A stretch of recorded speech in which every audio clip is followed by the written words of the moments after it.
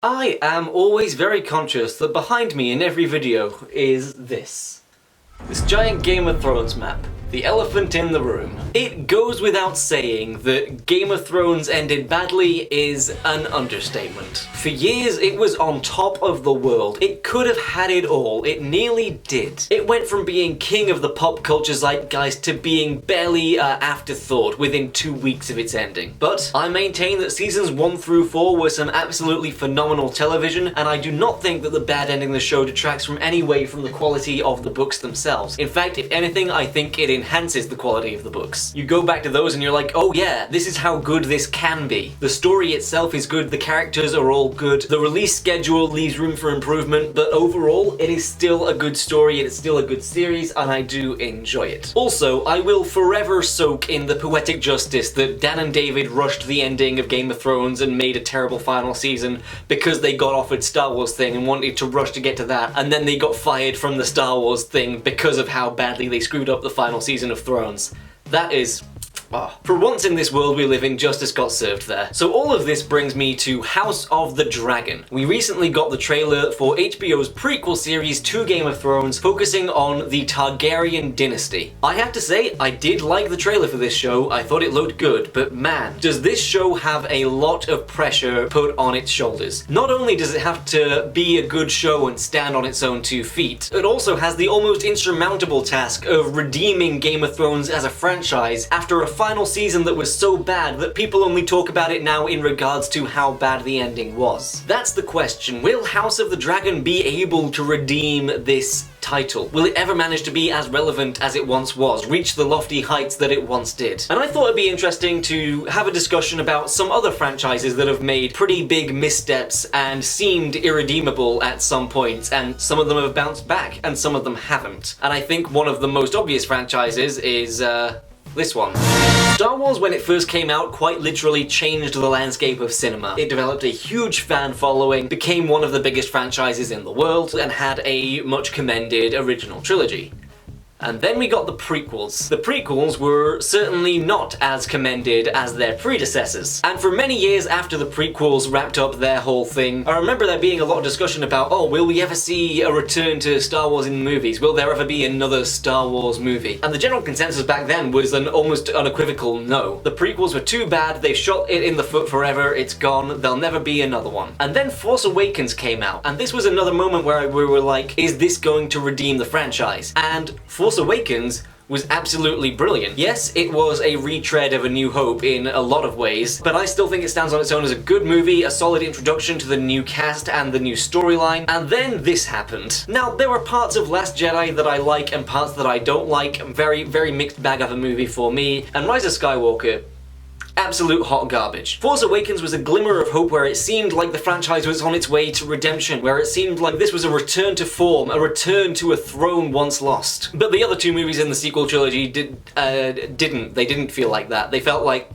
something else. And I feel like they sort of knocked the wind out of the sails of Star Wars in general. And we also had Rogue One and Solo, and they were fine. I think Rogue One is definitely, I think, the better of those 2. And what came as a big surprise to me was The Mandalorian, because if there's anything that's redeemed the franchise, it's The Mandalorian, and it hasn't redeemed it from the prequel trilogy, it's redeemed it from the sequel trilogy. After the hot mess of incoherent rubbish that the sequel trilogy turned out to be, we now look back on the prequels fondly. Sure, there's things that don't work about them, like the entire Attack of the Clones, but at least George Lucas went in with a solid vision for all 3 movies, and he executed the movies that he wanted to make. So as a movie franchise, I feel like Rise of Skywalker really was the final nail in the coffin. But The Mandalorian and a lot of the other shows that they're starting to do on Disney Plus, I've heard The Bad Batch is good, I've not seen it, but I've heard people like it, do seem to be doing a good job of keeping that engagement and keeping that franchise relevant. So Star Wars was a mixed bag of redemption, if you like. The movies not so much, but the shows, so much. I think The Mandalorian blows the entire sequel trilogy out of the water, no doubt about it. The Kingsman franchise, one that is still up in the air. The first Kingsman movie, The Secret Service, one of my favorite movies. I walked out of the cinema first time watching it and I was just like, that was one of my favorite movies. And that it still remains true to this day. I absolutely love that first movie. I have mixed feelings on the second movie. I think there's good stuff in it, but it went for more style than substance, whereas the first movie had a nice blend of both. The second movie definitely definitely felt lacking, also killed off one of the best characters from the first movie. But we do have The Kingsman coming up, a prequel movie based on how the Kingsman organization got founded. That's sitting in the same place as House of the Dragon is right now. I've not seen it yet, and this might be the thing that makes or breaks the franchise for me. A franchise that I think has absolutely failed at its chance at redemption, it has completely tumbled off a cliff in terms of relevance and excitement, is Die Hard. When I first saw Die Hard 1, it blew me away. I was going in with quite skeptical. I'd heard, you know, people talk about it as this great action film, but I was like, how good can it really be? And yeah, egg on my face. Die Hard 2 was also really good, and Die Hard 3 with Samuel L. Jackson was fantastic. And then there was Live Free or Die Hard 4.0. John McClane lost his hair and the franchise lost its quality. These went from being movies about an average guy who's trying to do the right thing, who always ends up in these weird situations, to being just generic action fare with this near indestructible guy who feels less and less empathetic as the movies goes on. Like, think about the first movie, the scene with the glass in his feet where he's talking to Pal on the radio and he's like, if I don't make it out of this, tell my wife. She's heard me say I love you 1,000 times. She never heard me say I'm sorry. Stuff like that was in the first movie just gets you there, and it rises it above the level of a standard action movie. And then in Die Hard 4, he throws a car into a helicopter, which is cool, I guess, but it's again that thing of style over substance with that one. And I can throw that one on and have a decent time. It is nowhere near the level of quality of the first three, but I didn't despise it. A good day to Die Hard, however, that could have been a return to form for the Die Hard franchise,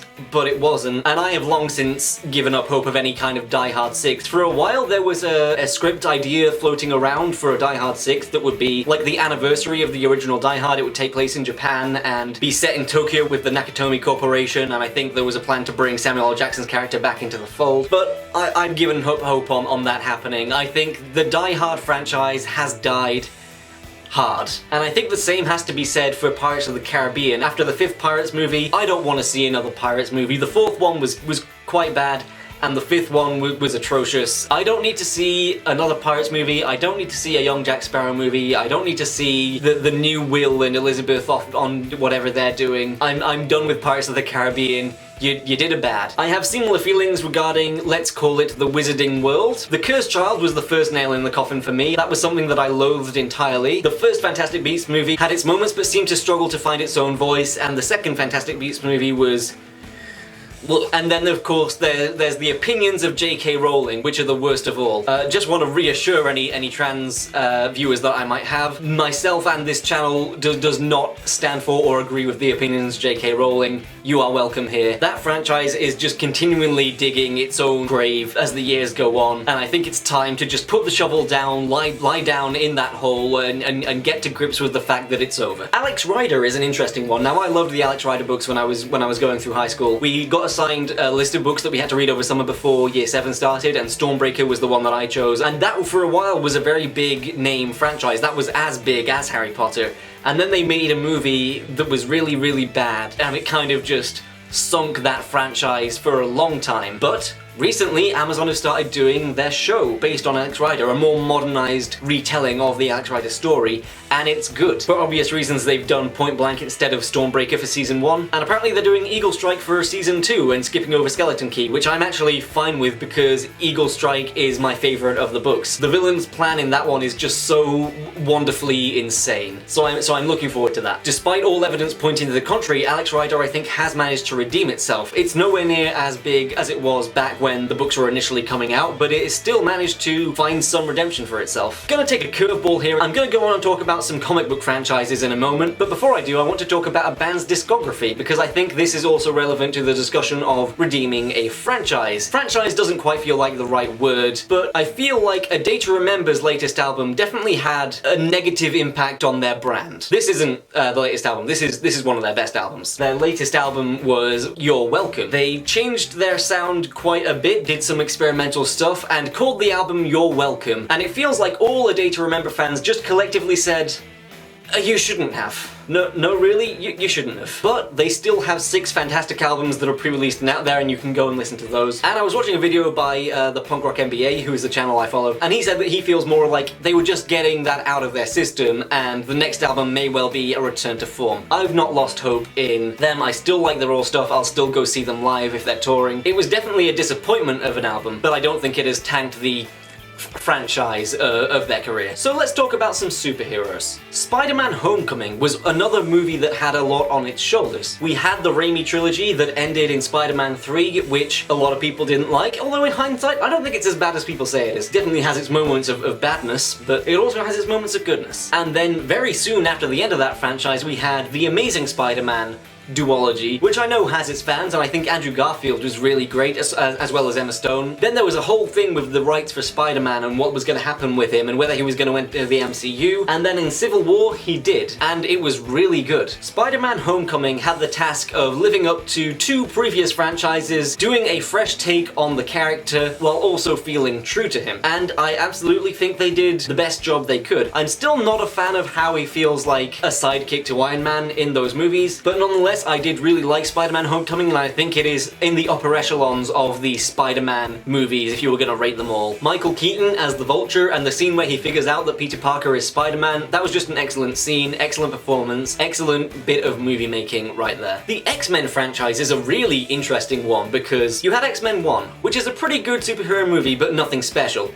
You had X-Men 2, which is absolutely brilliant and is definitely one of the best X-Men movies that were made. And then you had The Last Stand, which just tried to cram so much in and ended up being an incoherent mess. And because that left a sour taste in people's mouths, people were looking forward to X-Men Origins Wolverine. Oh look, it's that guy from Game of Thrones again. He was part of this. When it seemed like Last Stand was the low point of the X-Men franchise, along comes X-Men Origins Wolverine and says, no, we can get lower. But then something amazing happened. X-Men First Class, the best X-Men movie got made. This was a breath of fresh air that the franchise needed after what had come before, and it worked well. It really kicked things off and made this feel like it was a big franchise, a big relevant name again. And especially with Days of Future Past coming out, integrating the prequel cast with the old school cast with the time travel mechanic, it seemed like X-Men was back on top of its game. And then we had X-Men Apocalypse, which I was really happy to see Nightcrawler again, but the quality of the movie overall was somewhat lacking. And then X-Men Dark Phoenix, not good. Just not good. And then there's also The Wolverine, the standalone where he's in Japan. Plus there's Deadpool 1 and 2, which are technically part of that universe. And then there's Logan, which was a absolutely phenomenal return to form and a perfect send-off for that franchise. That felt like a satisfying conclusion to every movie that we'd seen so far, regardless of the dips and dives in quality. New Mutants is a movie. I feel like the New Mutants had a lot of good concepts within it, but just could never really find the right thing to do with those concepts. And it's not anyone's fault. That movie had to do a lot of reshoots, and then it kept getting delayed because of COVID. But the concept of having an X-Men horror movie worked really well. A lot of the performances in that movie are great. I like a lot of the cast of the movie. It's just a lot of potential that sort of started to rise up and then just simmered down again. And I think people tend to look somewhat disfavorably on the X-Men franchise as it is now because of things like Last Stand, X-Men Origins Wolverine, Dark Phoenix. But I think if you take every piece of the X-Men franchise together, there is more good quality than there is bad quality in there. So I do think that the X-Men franchise has earned its redemption, and I'm looking forward to the MCU version of the X-Men characters coming over, which I think is eventually inevitable. Be cool to see a version of Avengers vs. X-Men on the big screen, that's all I'm saying. Now, the other comic book property that I want to talk about, and this could prove me wrong about some of the other things I've talked about, because the DCEU was a franchise that I was sure was dead and buried forever. After Man of Steel was fine, Batman v Superman was very bad, Wonder Woman was good, and Justice League was very bad. A very inconsistent level of quality within the first 5 films. Oh, and the first Suicide Squad, I'd forgotten about the first Suicide Squad. Yeah, that was so bad that I forgot to list it there. So, with the exception of Wonder Woman, although even Wonder Woman's third act was pretty lackluster, movies of inconsistent quality, and also the bizarre plan of announcing about 50 movies that were in development when none of them had a concrete plan attached to them. Gonna get that Justice League Dark movie any day now. The Green Lantern Corps movie, that was slated at one point for 2020. Remember that? Just everything about the initial installments in the DCEU felt so wrong, and it really felt like it was just getting that shovel and digging. Here we go, digging, boys. But then something interesting interesting happened. We got Shazam, and Shazam felt like a breath of fresh air. It was finally a DCEU movie that wasn't afraid to lean into the silly aspect of the character. And Shazam is a character that lends himself to silliness and bright colours and hope and optimism. Part of the reason Man of Steel falls short for me is because they tried to make Superman dark and gritty when Superman is just not a dark and gritty character. Superman is not Batman. That's the point. Anyway, I haven't seen Wonder Woman 88, 84, whatever it's called, but I have recently seen The Suicide Squad. James Gunn's The Suicide Squad, the good The Suicide Squad, and that really felt like a injection into the DCEU that really made it feel like, you know what?